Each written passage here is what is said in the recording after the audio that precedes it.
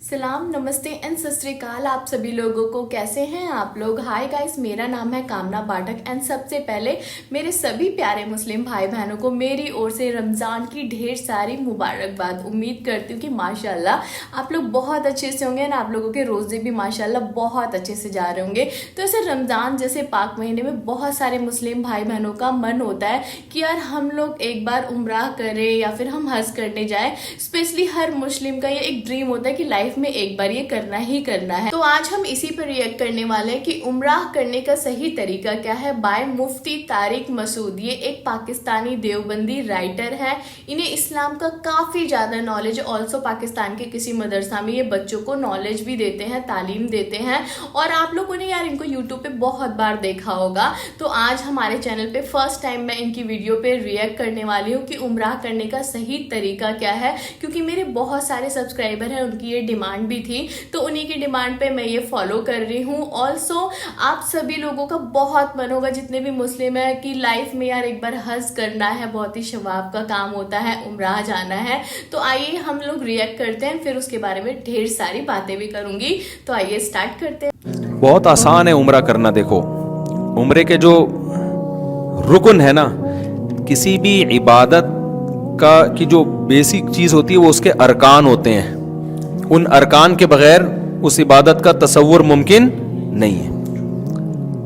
जैसे नमाज में क़याम, रुकू, सजदा, ये नमाज के अरकान है। तो ऐसे ही उम्रे का जो रुकन है ना वो है तवाफ।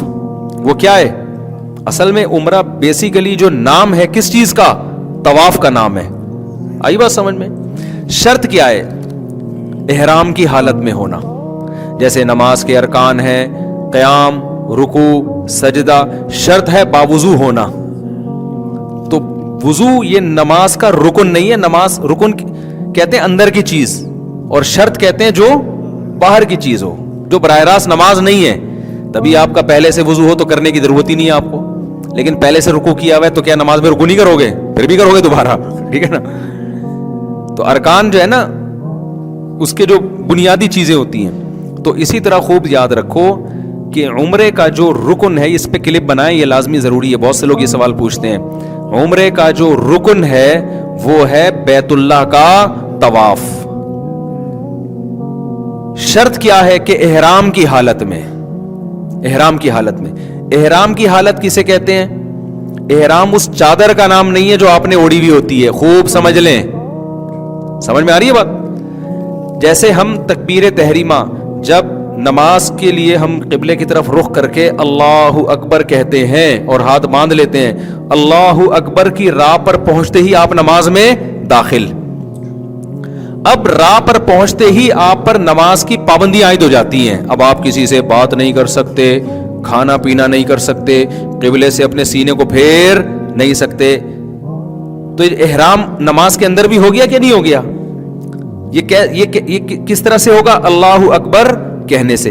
तो इसी तरह याद रखो, उम्रे में जब इहराम में दाखिल होते हैं या हज में भी, तो उसका तरीका यह है कि लब्बैक अल्लाहुम्मा लब्बैक ला शरीक लक लब्बैक इन्नल हम्दा वन निअमत लक वल मुल्क ला शरीक लक। ये अल्फाज कहे जाएं उम्रे की नीयत या हज की नीयत से। हज की नीयत है तो अल्लाहुम्मा इन्नी उरीदुल हज्जा, ए अल्लाह मैं हज का इरादा करता हूँ, फतक़ब्बलहु मिन्नी वयस्सिरहु ली। उर्दू में कह दें, इसको कबूल भी कर और आसान भी कर, उर्दू में भी कह दें। तो ये अल्फाज कहते ही आप इहराम में आ गए, चाहे आपने पैंट शर्ट पहनी हुई हो। इसमें चादरों का होना जरूरी नहीं है। और उम्रे की नीयत से कहे तो आप उम्रे के इहराम में आ गए, चाहे आप हरम के अंदर हो या हरम से बाहर हो, मीकात के अंदर हो, मीकात से बाहर हो। अब इहराम में आने के बाद इहराम की पाबंदियां शुरू हो जाएंगी। उन पाबंदियों में से एक पाबंदी है कि सिला हुआ लिबास नहीं पहन सकते। इसलिए पहले से सिला हुआ लिबास उतार लिया जाता है, क्योंकि जब लब्बैक अल्लाहुम्मा लब्बैक खत्म करेंगे ना उम्रे की नीयत से, तो फौरन इहराम में तो आप सिला हुआ लिबास तो पहना हुआ है ना आपने, तो गुनाह होगा आपको। उस गुनाह से बचने के लिए क्या किया जाता है भाई? सिला हुआ लिबास पहले उतारा जाता है, इहराम की नीयत बाद में की जाती है। तो इहराम नाम है, इहराम की नीयत से तलबिया पढ़ना। इस हालत में जो आप आ जाते हो ना, اس حالت کو احرام کی حالت کہا جاتا ہے, ان چادروں کو احرام نہیں کہا جاتا.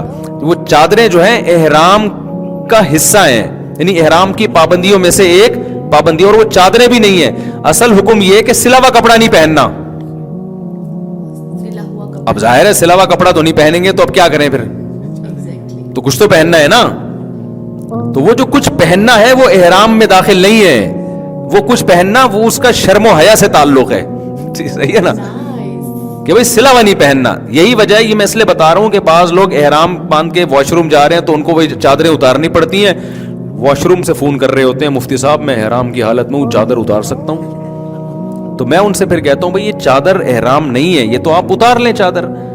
یہ تو پہنی اس لیے جاتی ہے تاکہ لوگ آپ کے,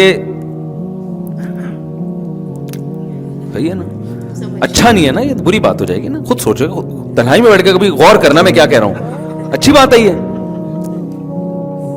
تو جسم تو چھپانا ہے نا اپنا, تو اس کے لیے یہ کیا جاتا ہے, تو اس میں چادریں داخل نہیں ہیں. دوسری بات یہ کہ اس احرام, اگر آپ مکہ جا رہے ہیں, کسی بھی نیت سے مکہ جا رہے ہیں, میقات سے باہر سے, جیسے کراچی سے, طائف سے, مدینہ سے, تو اسلام کا حکم یہ ہے کہ آپ میقات بغیر احرام کے کراس نہیں کر سکتے. تو وہ ایک الگ چیز ہے.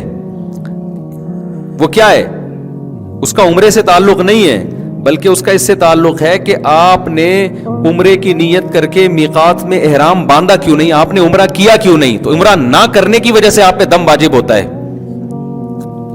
تو اب اس کا عمرے سے براہ راست تعلق نہیں ہے, بلکہ وہ یہ ہے کہ مثال کے طور پر شریعت آپ کو حکم دے کہ فلاں وقت میں نماز پڑھو, نہیں پڑھے تو یہ سزا ہے آپ کی.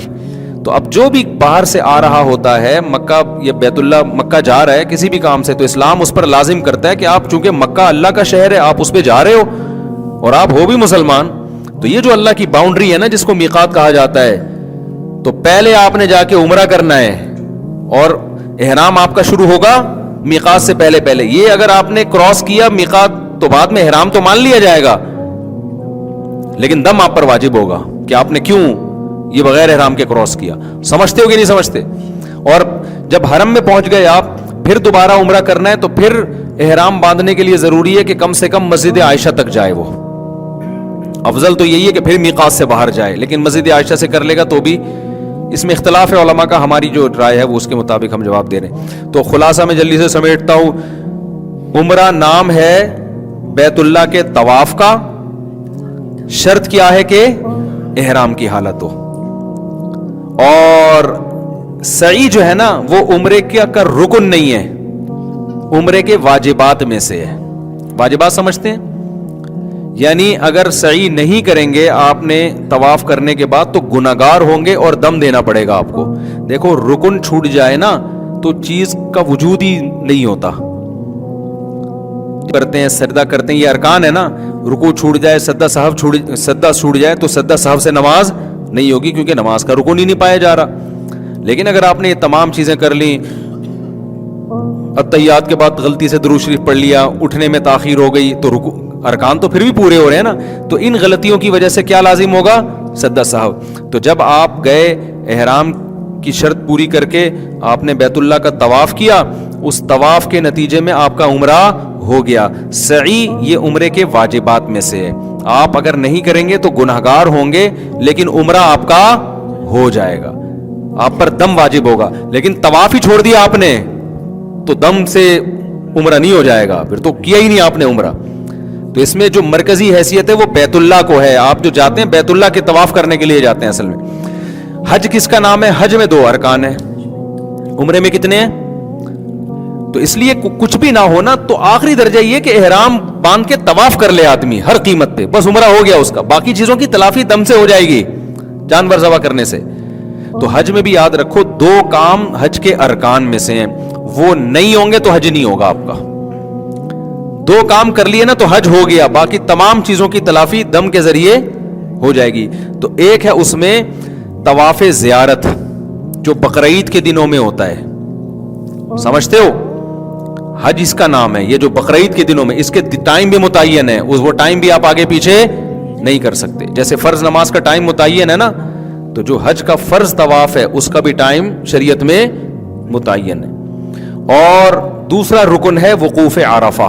عرفہ کے میدان میں 9 ذی الحجہ کو جا کے ٹھہرنا, اور شرط یہ ہے کہ احرام کی حالت ہو, اور یہ احرام کی حالت میں ہونا یہ وقوف عرفہ کے لیے شرط ہے, طواف زیارت کے لیے شرط نہیں ہے. تو 9 ذی الحجہ کو جو عرفات کے میدان میں چلا گیا احرام کی حالت میں, اور وہاں تھوڑی دیر بھی اسٹے کر لیا اس نے, یہاں تک کہ ہیلی کاپٹر سے بھی گزر گیا, کسی بھی طرح اس میدان کی محاذات میں آ گیا, اور پھر بقرعید والے دن اس نے 7 چکر بیت اللہ کے گرد لگا لیے, تو اس کا حج کیا ہو گیا؟ کمپلیٹ. باقی گناہ ہوگا اس کو کہ وقوف منی کیوں نہیں ہے اور سعی کیوں نہیں ہے, تو ان گناہ بھی ہوگا, اور اس کی تلافی کے لیے رمی کیوں نہیں کی اس نے, تو یہ ساری چیزیں کی تلافی کس کے ذریعے ہو جائے گی؟ دم کے ذریعے. اس لیے خوب سمجھ لو کہ اگر حج کا آپ احرام باندھ لو نا, تو اب ہر قیمت پہ آپ نے وقوف عرفہ کرنا ہی کرنا ہے. اور جو لوگ طواف زیارت چھوڑ کے آ جاتے ہیں نا حج میں, فلائٹ نکل رہی ہے, تو یہ خوب سمجھ لیں کہ طواف زیارت میں احرام کی حالت تو ضروری نہیں ہے, لیکن جب تک طواف زیارت کوئی نہ کر لے اس وقت تک اس کی زوجہ اس کے لیے حلال نہیں ہوتی, اور عورت نے اگر کیا ہے تو وہ اپنے شوہر کے لیے حلال نہیں ہوتی. کتنے لوگ ہیں طواف زیارت چھوڑ کے آئے ہوئے ہوتے ہیں, ان کے بچے بھی پیدا ہو رہے ہیں یہاں پہ, تو یہ غلط ہے. تو وہ ہر قیمت پہ جا کے کیا کرنا پڑے گا؟ تو اس لیے طواف زیارت کو حج میں بہت فوکس کرنے کی ضرورت ہوتی ہے کہ بھائی یہ تو کرنا ہی کرنا ہے. ماشاءاللہ. تو دیکھا نا آپ لوگوں نے, طواف زیارت کو کرنا بہت ہی زیادہ دھیان کی بات ہے کہ آپ لوگوں کو یار وہ کرنا ہی کرنا ہے. بہت اچھی بات انہوں نے بتائی, مجھے بہت اچھی لگی, سچ بتا رہی ہوں. ان کی مطلب میں نے کافی ساری ویڈیوز دیکھی, بہت اچھی اچھی یہ نالج دیتے ہیں. تو ایسے ہی میں آگے اور بھی ویڈیوز لاتی رہوں گی. آپ کو یہ والی ویڈیو کیسی لگی مجھے بتائیے گا. اور یار آپ سبھی مسلم لوگوں کا میں جانتی ہوں بہت من ہوگا یار عمرہ کرنے کا. اللہ یار آپ لوگوں کو ہدایت دے کہ لائف میں ایٹ لیسٹ آپ لوگ ایک بار حج یا عمرہ کر سکے, کیونکہ یار وہ بہت ہی ثواب کا کام ہوتا ہے. بٹ یار دیکھیں, کوئی بھی چیز اگر ہمیں کرنی ہے سچے من سے, سچے دل سے, اسپیشلی یار یہ تو مسلم بھائی بہنوں کا ڈریم ہوگا, لائف کا بگیسٹ ڈریم ہوگا کہ ایک بار عمرہ یا حج وہ لوگ کر سکے. بٹ یار کوئی بھی چیز ہم کرتے ہیں تو ہمیں صحیح طریقے سے کرنی آنی چاہیے, جو کہ ہم نے اس ویڈیو میں دیکھا, اور انہوں نے ہمیں بہت اچھے سے بتایا بھی کہ کیا رولس ہیں, ہمیں کیا کیا فالو کرنے چاہیے. تو یہ ہو گئی عمرہ کرنے کا صحیح طریقہ. اب اس کے بعد میں آپ لوگوں کو ایک بہت پیاری بات کہنا چاہتی ہوں کہ یار آپ لوگ مجھے اتنا سپورٹ کر رہے ہیں, اتنے کمنٹس کر رہے ہیں, میں دھیرے دھیرے سب کی ویڈیوز پہ ریئیکٹ کروں گی, کیونکہ یار آپ لوگوں کے کمنٹ آتے ہیں کہ اس ویڈیو پہ ریئیکٹ کریے, اس ویڈیو پہ ریئیکٹ کریے. بٹ یار دیکھیں ایک دن میں ایک ہی ویڈیو شوٹ کر سکتی ہوں, کیونکہ یار ویڈیو شوٹ کرنا, ایڈٹ کرنا, اپلوڈ کرنا میں سب کچھ خود ہی کرتی ہوں,